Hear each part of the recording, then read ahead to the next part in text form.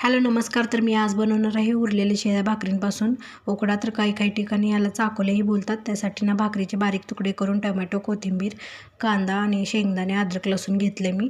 कोथिंबीर, कांदा सोडून बाकी सगळं मिक्सरमधून बारीक करून घ्यायचं. 2 माप तेलात जिरे मोहरी टाकले, कांदा टाकले. कांदा लाल झाला ना बारीक केलेला मसाला टाकायचं. 1 चमचा लाल तिखट टाकले, मीठ टाकले आणि हळद पण टाकले. तुम्ही तुमच्या आवडीनुसार टाकू शकता मसाले. त्यानंतर तेल सुटेपर्यंत छान भाजून घेतले आणि मग यात 1 ग्लास पाणी ओतले मी. तुम्ही तुमच्या भाकरीनुसार पाणी टाकू शकता. मी यात 1च ग्लास ओतले. त्यानंतर हे भाजी छान तयार झाली होती. याला 1 उकळी आली ना मग त्यात भाकरीचे तुकडे टाकून 5 मिनटं झाकून ठेवायचं. झाकून ठेवल्यानंतर बघा किती छान शिजलं होतं हे. ह्याच्यात पाणी थोडंसं ठेवायचंच, जास्त कोरडं छान नाही लागत. वरतून थोडीशी कोथिंबीर टाकली. त्यानंतर नाही गरम गरमच खायचं, थंड झाल्यावर छान लागत नाही.